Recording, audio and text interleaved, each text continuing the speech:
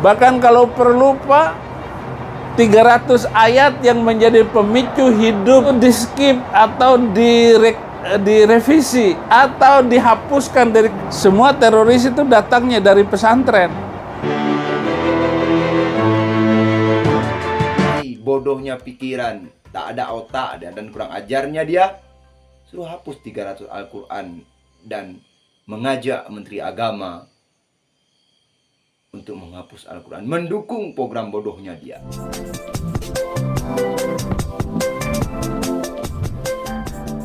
Assalamualaikum warahmatullahi wabarakatuh, pemirsa pecinta Islam, juga pecinta Al-Quran. Masih banyak orang-orang yang sempit pikiran dan belum menggunakan akal sehat. Kok bisa ya ada orang suruh ganti Al-Quran, suruh hapus ayat-ayat Al-Quran, lalu so akrab dengan Menteri Agama? Sebenarnya siapa dia Ibrahim itu? Di mana Polri? Dan di mana penegak hukum? Sehingga dia beraninya mengatakan hal demikian.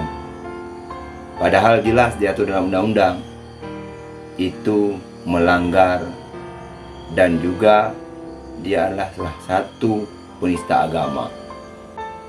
Tapi alangkah ironisnya, janganlah sampai dia mengatakan pesantren tempat melahirkan teroris. Karena teroris itu semua agama ada. Hanya orang-orang yang merasa putus asa. Dan juga dia mengatakan bahwa alumni pesantren dan dia guru pesantren. Semua orang tahu bahwa dalam butir Undang-Undang Negara Republik Indonesia mengatakan bahwa dengan berkat rahmat Allah yang Maha Kuasa, dengan didorongkan oleh keinginan luhur, orang percaya bahwa di balik kemerdekaan negara Republik Indonesia ada pesantren di situ, dan juga Islam di situ. Banyak orang-orang yang lebih pandai perbandingan mazhab, pentafsir Al-Quran, pentafsir hadis. Tak pernah ada seorang pun yang mengatakan bahwa Al-Quran itu perlu diganti. Teganya hati, bodohnya pikiran, tak ada otak dan kurang ajarnya dia, suruh hapus 300 Al-Quran dan mengajak Menteri Agama untuk menghapus Al-Quran, mendukung program bodohnya dia. Islam sebenarnya bukan agama yang keras. Islam bukan agama teroris. Tapi Islam adalah agama yang rahmatan lil alamin. Buktinya banyak orang-orang Kristen berada di lingkungan Islam. Dia aman, dia tentram. Kok bisa-bisanya dia katakan seperti itu? Apakah dia tidak lagi ada di Indonesia? Mungkin dia berada di luar negeri. Kalau memang dia laki, kenapa dia harus sembunyikan diri? Kenapa kan dia pulang ke Indonesia?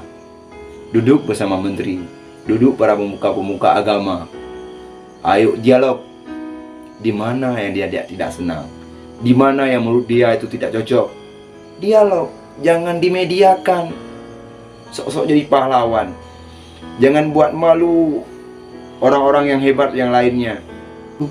Siapa dirimu sebenarnya? Sekolah apa kau tuntut? Ideologi apa kau anut? Ayo sama-samalah menghargai lebih penting. Karena Indonesia negara persatuan dan negara yang cinta damai. Negara yang punya idealis Pancasila. Bukan negara sesuka hati.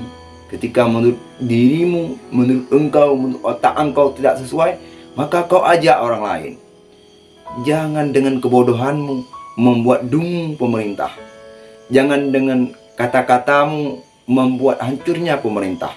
Biarkan Menteri Agama menanggapi, biarkan Menteri Agama menjelaskan tentang azan, tentang aturan toa, tentang persamaan anjing, suara azan dengan anjing. Jangan kau tambah lagi dengan hapus Al-Quran.